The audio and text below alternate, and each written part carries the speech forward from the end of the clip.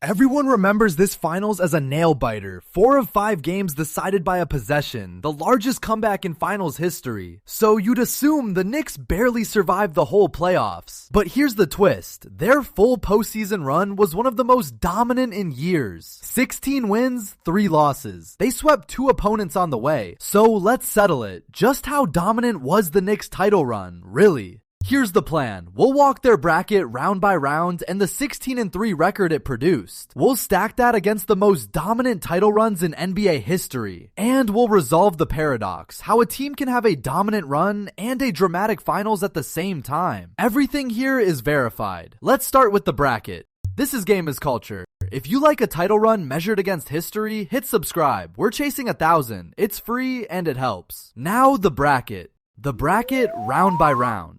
Round 1 was the only real scare. Against Atlanta, the Knicks dropped 2 heartbreakers, a 1-point loss and a 1-point loss, before pulling away to win the series 4-2. It was the one round where they looked human, and then something switched. From that point on, they went on an absolute tear. Round 2, they swept Philadelphia 4-0, and it wasn't close. They won games by 39, by 30, scores like 144-114. Then the conference finals. They swept Cleveland too, 4-0, capped by 130-93 demolition. 2 straight sweeps by an average margin that looked more like a scrimmage than a playoff series. Think about that middle stretch. 8 straight playoff wins, 2 complete sweeps of good teams, many of them blowouts. That is not the profile of a lucky team scraping by. That's a juggernaut flexing. For 2 entire rounds, the Knicks were the most dominant team left standing, by a mile. Then came the finals, and a very different kind of test.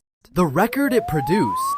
Add it all up across 4 rounds, and the Knicks finished the playoffs 16 wins and 3 losses. 2 of those losses came in that single 1-point heavy round against Atlanta, and 1 in the finals. A 16-3 run is a winning percentage over 84% in the postseason. That is elite, championship dominance, no matter how close the finals itself felt. Versus the all-time runs. Now stack the losses against history, because in the playoffs, fewer losses means more dominance. The gold standard is the 2017 Warriors, who lost just 1 game. The Knicks lost 3, that's right in the neighborhood of the 96 Bulls. And it's better than a long list of recent champions. The 2016 Cavs and 2020 Lakers each lost 5, the 2021 Bucks lost 7. By losses, this run is genuinely elite. So where do they land? Not quite the untouchable 2017 Warriors, who basically went undefeated. But 3 losses puts the Knicks in the same tier as the 96 Bulls by win rate, and clearly ahead of most champions of the last decade. When the historians rank dominant title runs, 16-3 with 2 sweeps belongs in the upper class, full stop. The paradox.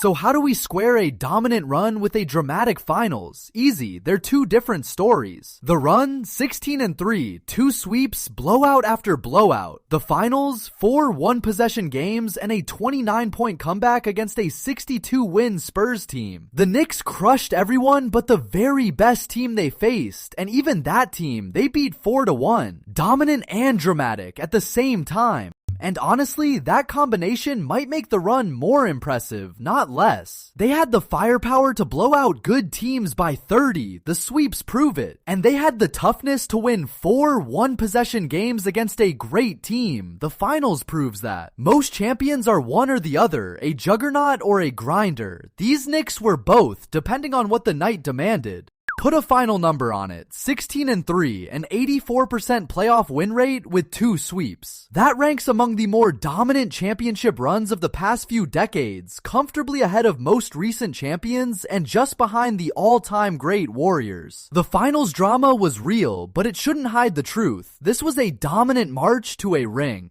And look closer at those middle rounds because the margins are absurd. In the sweeps of Philadelphia and Cleveland, the Knicks won games by 39, by 37, by 30. Those aren't grinded out wins. Those are statement beatings of playoff teams. For 2 full rounds, New York didn't just win, they embarrassed good opponents. That's the kind of dominance that usually defines an all-time team, and they did it for 8 straight games. And it speaks to how complete this roster really was. You don't sweep 2 playoff teams by blowout margins without elite depth, spacing, and defense all clicking at once. The Knicks had nights where everything worked and the game was effectively over by halftime. That ceiling, the ability to take a good team and bury it, is exactly what separates a true contender from a pretender. The Knicks showed it for 2 straight rounds. So that's the verdict. We'll remember the finals for the comebacks and the buzzer beaters, but the full picture is a 16-3 juggernaut that swept 2 playoff teams on its way to the title. So how do you rank it? Top tier dominant run, or do the close finals games knock it down a peg? Tell me below. And if you want more runs measured against history, subscribe and join the family.